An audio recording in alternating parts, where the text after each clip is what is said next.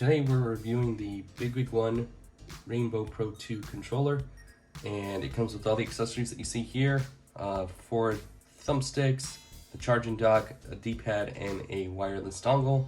So now I'll go ahead and explain all the details. So here's the controller in itself, and as far as the build quality, it feels pretty good in hand, especially the rubberized grip. As far as the plastic quality, I would say it feels okay. Not cheap, but not the best. I don't see any hollowness when it comes to the build quality. So I think overall, I would say it's pretty good. Alright, so first we'll go over the thumbsticks. As you can see here, they're made of rubber on the top. Then you have a shiny black finish with metal surroundings on the thumbsticks themselves. They're removable, as you can see from this. And all you have to do to attach them is these little 3 black plastic pieces should fit in 3 holes right there.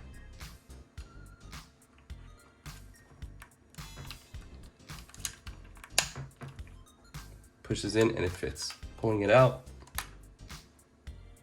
easy to pull. And once you push it back in, press it a bit on your own and you're all set. Come in different sizes, as you can see. Comparison.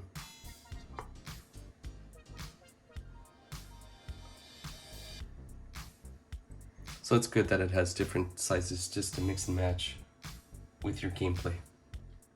Next we have the D-pad, and this is the part that I found the most disappointing of all, especially when I used this one. It made the controller itself feel really chintzy, really cheap. It was really hard to get accuracy when it came to circular motions. Like, you almost had to try really hard to press both at the same time. Even though this extra pad provided a little more smoothness to it, I didn't feel that it was accurate enough. I mean, it's not very noisy, which is good, but as far as the quality of it, I think it could have been better, and the accuracy for 2D games, fighting games, was not so good. Alright, to replace the D-pad, simply just grab it from the top and pull it out like you would on the thumbstick. So once you do, all you do is you want to make sure this part here matches that part there. So there's one plastic center right there. So that should be your indicator that it'll fit right there. And you're all set. As far as the face buttons, they're mechanical. They're not too loud and they get the job done. I think they might go in a little deeper than usual, but I found them to be okay. So the RT and LT back buttons that you see here, I really like how they feel. They go in deep. They don't feel hollow, but as far as the LB and RB, these feel a little bit on the cheap side. They do feel hollow, and you can hear the clickiness to them, but I felt these were better. These are supposed to be the back buttons that included with these two. You can program them, either remap the buttons or use macros for like a different motion fighting techniques or for strategy games, depending on the attacks that you want. So yeah, like I said, these in particular could be better. So these are the back buttons. They felt pretty good when you hold it down with the controller. I mean, the finger pretty much rests along with it, and it felt good. So as far as the comfort and grip of this, I could play this for long sessions. You can remap them, use macros, like I said, for fighting games or strategy games, if that is to your liking. Another cool feature that comes with this controller is the 3.5mm jack, so you can listen to audio. It doesn't feature any special surround sound, but when you put in the wireless dongle or in wired mode, you can listen to your audio and also use your microphone when you play games. Now, as far as these buttons, this is the home button, which can be used to turn the controller on or off. This is the view button, right here is the menu button, and this is the screenshot button. So they all serve their different purposes. This here is the function button, which allows a lot of the mapping and the different macros for the controllers. This here is the turbo button. So you can also map it to any button for your turbo purposes.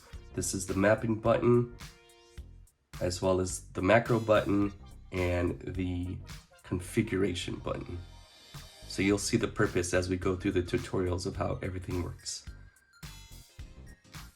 And one more thing to mention, which is probably the most important of all, this is the pairing button for when you want to pair it to the dongle or in Bluetooth mode. If you're not using the dongle, it will automatically pair into Bluetooth mode as an Xbox controller, so it'll be an X input. However, you can also switch it into the switch input, literally, and which will be in a different color. And yeah, this thing also features rainbow colors. Press the on button and it lights up. So that's one of the cool little features for this controller. So as you saw before, I turned it on by holding down the home button, and you can turn it off by holding the home button again for about 3 seconds. Now when you turn it back on, you'll probably see it flash for a little bit. Actually, it's already connected, so that's why it doesn't flash. But if you want to pair it, hold down the pair button and it should start flashing faster. Okay, so this pace is pairing mode. And this is where you can pair it to either the dongle or the Bluetooth, like on my laptop. Now this controller features fast charging with the cable. You could also do USB-C to USB-C. Takes about 2 hours to charge, and it features a 1000 milliwatt amp battery, and it lasts for about 15 hours, but if you use all the lighting, it may last a little bit less. So here's the cable that comes with it. Also the instructions that come with it. So as I showed before, it was pretty much a big set of instructions because it's in 10 different languages. Now, when it came to connecting on Bluetooth with my PC on this, I had some connection troubles with it. Even though it did connect as an Xbox controller, it wasn't always detecting the motions of the joystick, but when I used it in the dongle mode, it played it just fine. On the Steam Deck, I had actually problems connecting it and playing it with the cable and using it with the dongle, but it worked most of the time in Bluetooth. So it wasn't perfect. There are connection issues with this controller, so that's something to keep in mind. So the controller features 2 different colors to display what mode it's in. Right now it's in switch mode, which it displays in red. To display it in X input mode, you would hold the home button for 3 seconds along with the B button. Then it flashes green, and there you go. It's automatically in X input. To go into the switch input, hold the home button and the A for 3 seconds, and now you're back in switch mode. So if you need to connect on iOS or Android mobile with the Bluetooth, just turn the controller to X input. So keep that in mind. For iOS and Android, once again, keep it in X input mode. So you basically want to be in green when you play it on your cell phones. So this controller, you can change the colors or the style using an app. Now what I don't like is that the app is on either the iPhone or the Android. There is no PC-based app. And sometimes I wonder if those apps might have spyware. But later, for the purposes of this controller video, I'll show you guys how to navigate through the system and what it features on the app. So now we'll go ahead and go over some of the lighting features of this. Now, if you double click on the function key, it's going to switch what they call the mode light effect, the customized light effect, and off mode. So this would be the customized light mode. That's off. Mode light effect, meaning if it's in Xbox or Switch modes. So There you go. So this controller features remap buttons, and right here is the remap button. If you press and hold this with one of the M buttons, M3, M4, M2, M1, then it'll go into pairing mode. The function button here, which they also call FN for short, will be in a breathing status, which means it's in a key mapping status. So I'll go ahead and show you guys how that works. So now I'll show you how to map X into M3. So what I want to do is press this, the remap button with M3, and right now the function button is in breathing mode, which means it's in pairing mode with the key mapping. So then I want to press X, and after I do, this will double flash, if you notice. And the motors also rumble, which also tells you that it's programmed. Alright, in order to clear the mapping and just leave the button as is, hold the button that was mapped, double click this, you should hear the rumble again, and this will double flash. See? All set. You can also clear all the buttons just by double tapping on the function button. You're all set, and then you're off to a fresh start in case you need to reprogram them again. Now this is the turbo button, and you can map literally even the sticks, any of these buttons, up, down, left, right, for turbo. Like say if you're playing a 2D shooter like Mega Man, and you want to press and hold X for the turbo mode, you can go ahead and do that. So let's go ahead and see how that works. Alright, so if I want to pair X with the turbo, then I press and hold both, and this double beeps showing that it is successfully paired. Now if I want to reverse it, hold the button that I paired, double click this,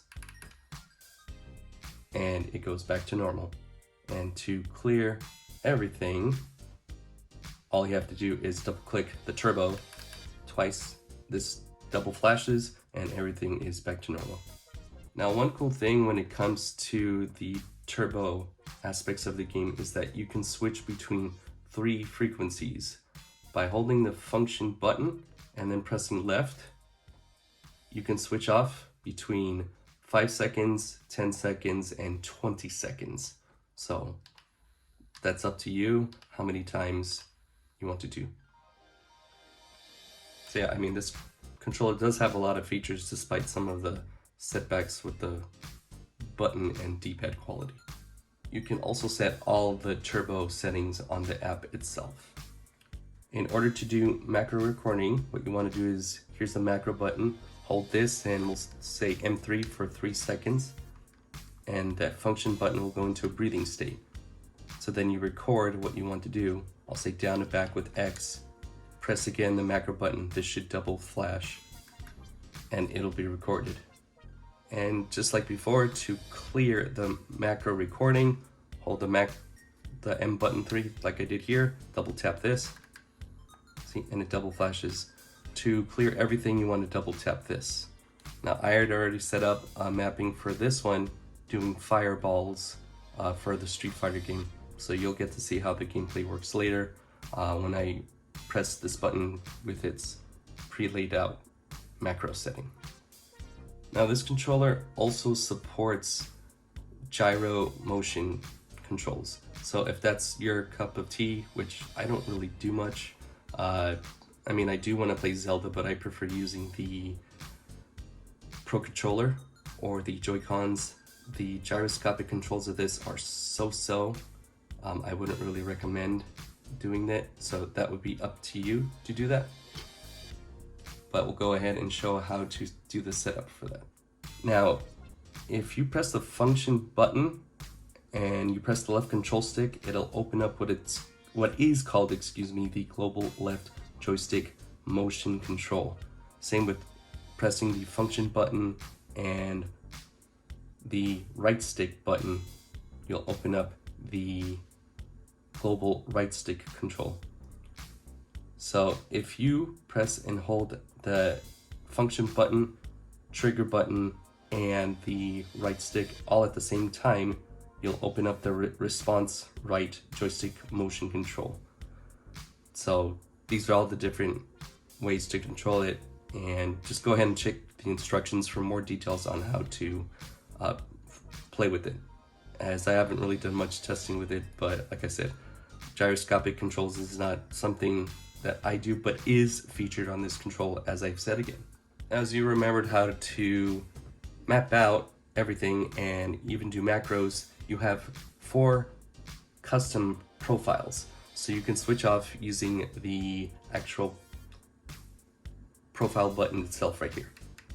So there's 1, actually 2 in this case, 3, 4, back to 1.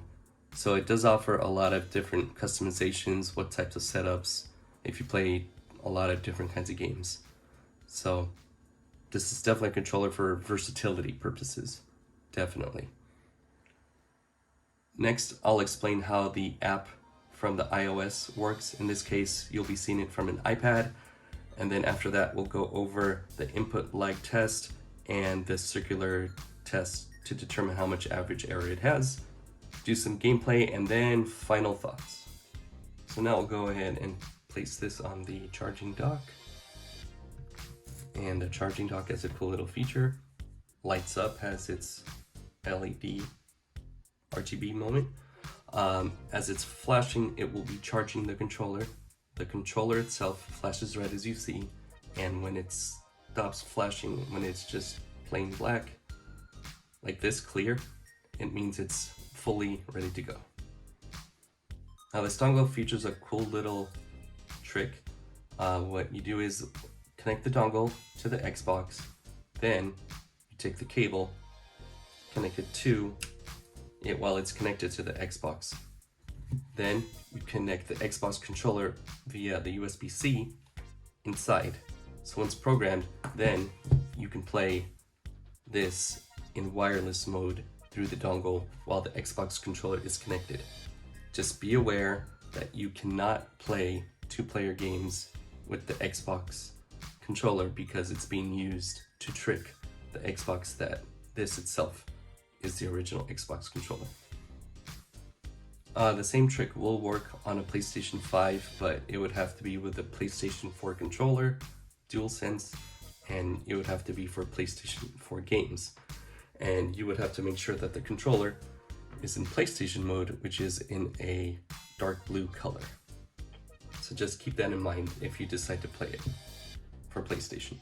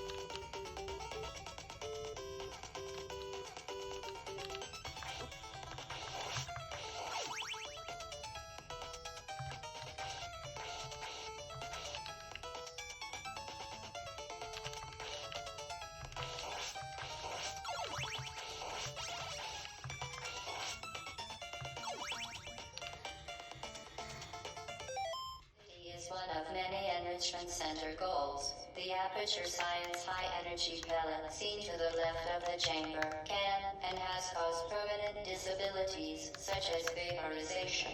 Please be careful. Unbelievable. You. Subject name here. Must be the pride of. Subject hometown here.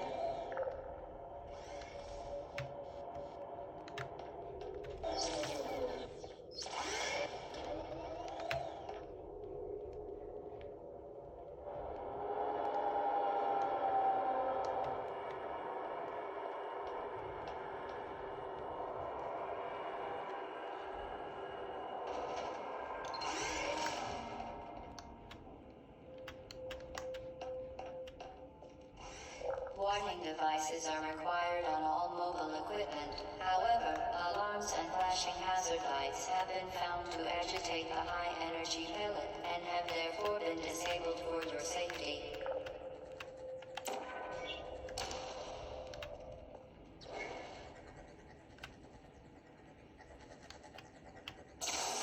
Good. Now use the aperture science unstationary scaffold to reach the chamber lock.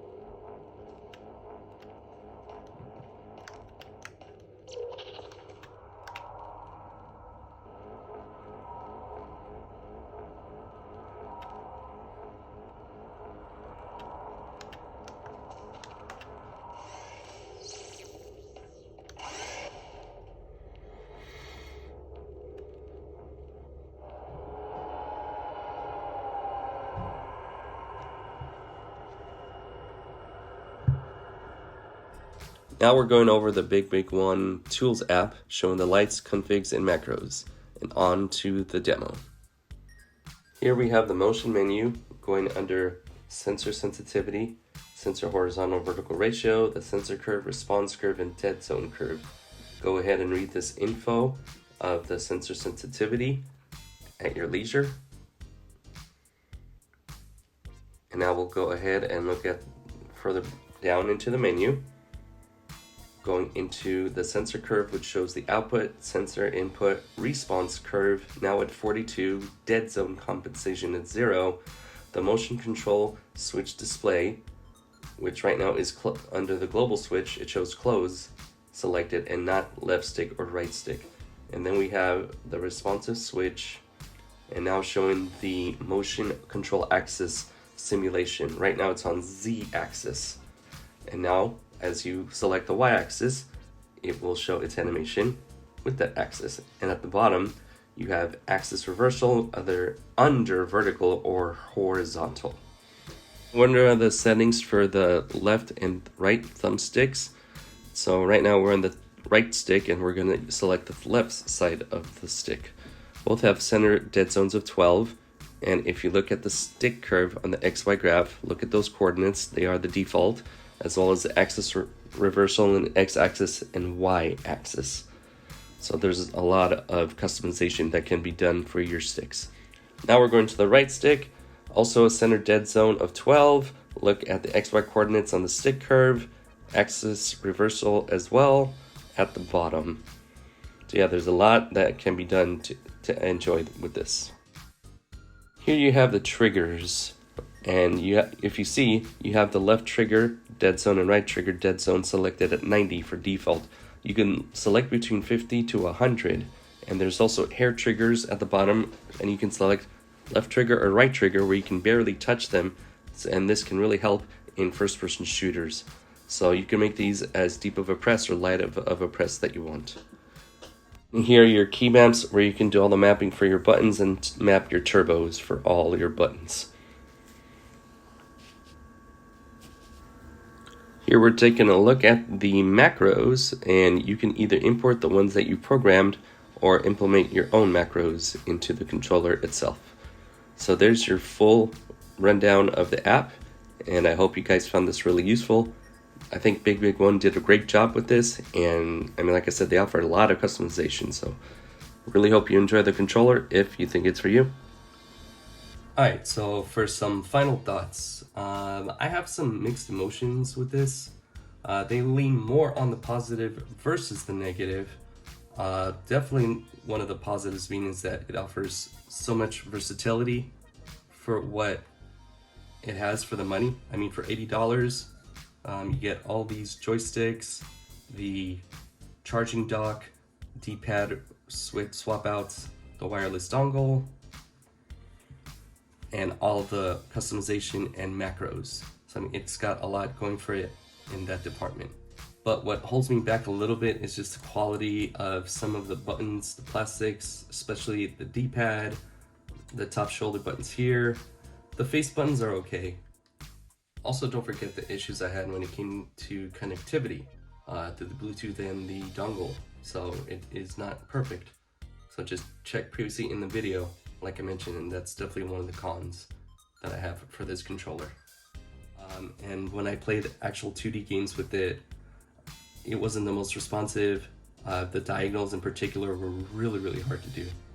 And yeah, as much as I explained how to do all the customization and the whole process, it really takes a lot of time to thoroughly go through everything and map it out the way you want to really get it done. But if you put in the work, you'll get a lot of value out of this. So for me, it's a soft recommend. Just be aware, especially for 2D games, it's not that great. For 3D games, it is indeed excellent. So I would say try to get it for less than $80, $60 to $70.